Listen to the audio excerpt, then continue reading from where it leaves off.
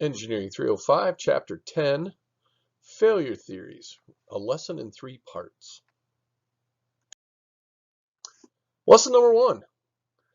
As we think about how things fail, we often want to look at the maximum normal stress. This is a great way, a simple way of doing things, and it boils down to the stress is equal to some force over area, and this becomes our stress allowable.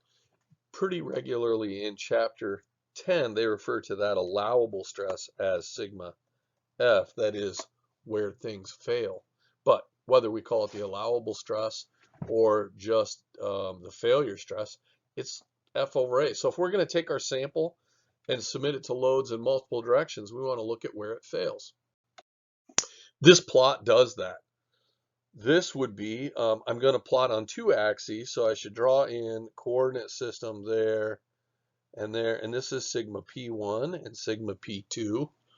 Kind of a Moore's, not a Moore's circle. There it was my stresses and my shear stress. This is P1 versus P2. And what they're saying is if my stress exceeds some maximum normal, either plus or minus that failure strength, and then plus or minus in either the first axis or the second axis, the principal in either one of those two. If we exceed that bounds, then this is where it fails. Once we're outside, this is bad.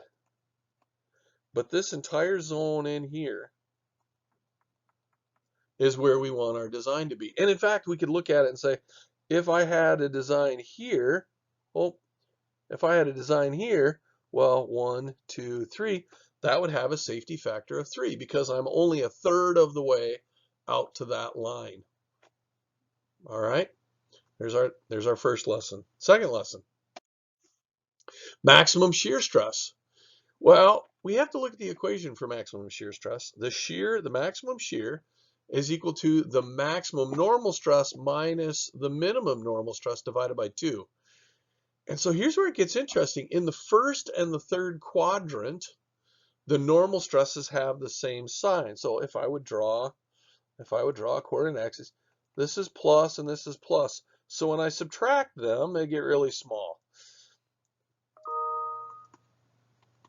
However, when I go to the second and the fourth quadrant, they have opposite signs. And so now when I subtract them, they get bigger. And so that becomes a problem. So what you're going to see in the chart is going to look different than it did for the maximum normal stress. The maximum shear stress has a failure that looks like this. If we would exceed this limit, let me draw it in red. If we would exceed this line or this line, then we've essentially got that sigma P2 is equal to the force over the area. That's going to be greater than this failure stress out here or out here. This is going to be sigma P1 is equal to force over area is greater than my failure stress. When I'm down here, I have to cut the corner because the stresses are effectively additive. Remember, the formula is the shear is equal to P1 minus P2. And so these are either going to be very large positive or very large negative. And they're going to slide out. And so I lose this whole corner becomes bad.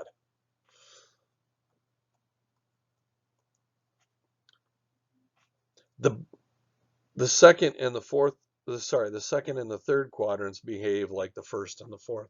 So I get this new profile where this is bad and this area in here is good. Not this little thing right there. You know, get rid of that and put it back in there.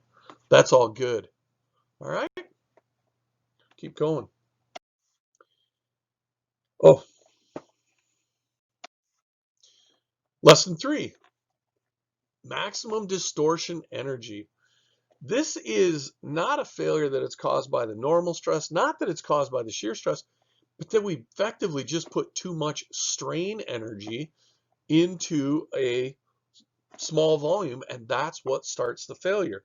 So if you go through the textbook, they will walk us to and get us this equation that the strain energy is equal to sigma times epsilon divided by 2. And I don't want to go through the whole derivation, but I will say what we're looking at is work is equal to force times a distance. Well, and that distance is really delta L. That's how much I move.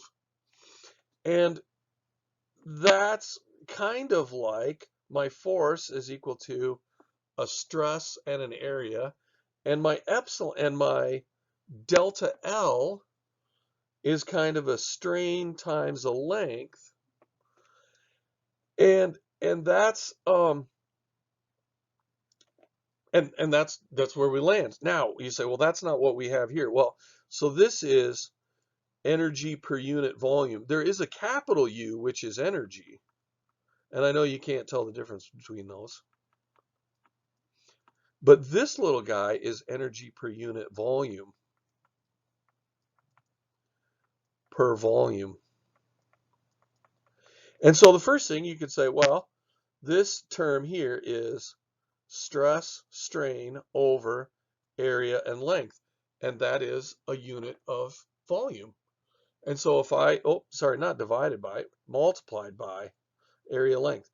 So if I would divide both sides by area length, then this would be a work per unit volume. So I kind of get there. Now, the only other thing you're going to go is, yeah, but why do you have a 2 there? Well, the reason I have a 2 is if I talk about work as force times a distance, that's true. That's only true if my force is constant. When I integrate it, I get F times x squared over 2, or right? I get that 2 in there because now it's a triangle. I'm integrating that, not the rectangle for a constant force. So this is Fx, and this is Fx divided by 2. All right, enough about that. This is effectively giving us the energy. Sorry, I'm going to erase all of this. Couple tries. This equation is effectively giving us the strain energy, how much energy is going into each little unit on this of the piece. From all of that, I get the von Mises equation, or this von Mises stress. That is, this failure stress there is equal to von Mises stress. And that's equal to, well, I got to get into all of my strain energies in all the different directions, and it gets complicated. It's not for a computer that has all that information. It's just one more formula, cranks it out, kicks it out, gives you a plot. Looks really good. You go, yeah, von Mises stress, I'm all set. But you want to know what that is. Now, to really help us understand that, I want to look at what goes on when we're dealing with just plain stress. That is, sigma P3 is equal to 0. And you're going to say, well, okay, but somehow I lost this 2 in here. Somehow, no, because there's a sigma P1 and there's a sigma P1. And it doesn't matter of the sign because I square it. So those get added together. That's what I get. That's what I get. Now let's take a look at that. Some of you might recognize that. It looks like an ellipse. I get this ellipse where this is now same as I've done before. This is bad out here. That's where it's going to break. And this is all the good region. And if I wanted to look at a point here, I would say, well, it's halfway to my boundary. It's got a safety factor of 2. If I took a look at a different point, oh, well, here, then I could say, well, that's got a safety factor of 3 for this point. If I took a look at a point way out here, it's got a very, very small safety factor. We don't want that. How do these methods compare to each other? We've just got 3 different failure methods. Why do I care? Why am I, and how do they compare? Well, if I look at where I started with the maximum normal stress theory, that puts this boundary here. And that's a pretty good boundary for ductile materials. Maximum normal stress, ductile. But when I've got brittle materials that aren't going to flow, that aren't going to, well, then this line comes into play. I'll go with this light green. Then this line has to chop that zone back a little bit and get rid of, I wish I had a pink, get rid of this zone and that zone. And that's what happens as I move from one to the other. Now, these are both very easy to work with because I run equations. If we go back to our study guide, we have equations that look like sigma normal stress is equal to force over area. And I may have from chapter 6, I might have that my shear stress is equal to TC over J. And so that's very easy to do, and I'll say this is maximum shear strength, this is brittle material. That is easy to calculate. This larger area here from von Mises, that's harder to calculate. It might be right. These are all just 3 different theories. Again, it's about how accurate do I have to be? Well, let's take a look. Which is what happens? Well, this plot shows these solid points here are where I'm using those to plot the lines here. And I'm using these points here to plot this arc, those circles. All right. But then those other shapes, these other shapes are all experimental data. And so the data does line up with the maximum distortion energy theory, which isn't far off from maximum normal or maximum shear. That's why those theories were developed. Maximum distortion energy is probably the correct equation, but we were doing pretty well working with the other stuff. So because this has force, maximum shear stress, this has TC over J, this has force over area. Those work pretty well, but this might be better.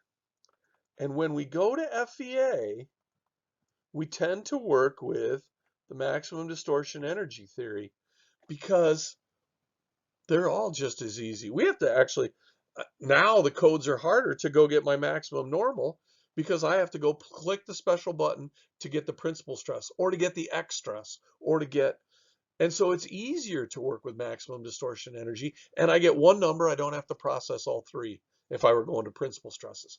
So these are some reasons why these theories exist and why we teach shear stress failure and normal stress failure and why computer codes are working with a different theory. I hope that explains that to you. I would say, don't worry, there's more coming, but this is the last lesson for the year. I hope you're doing well.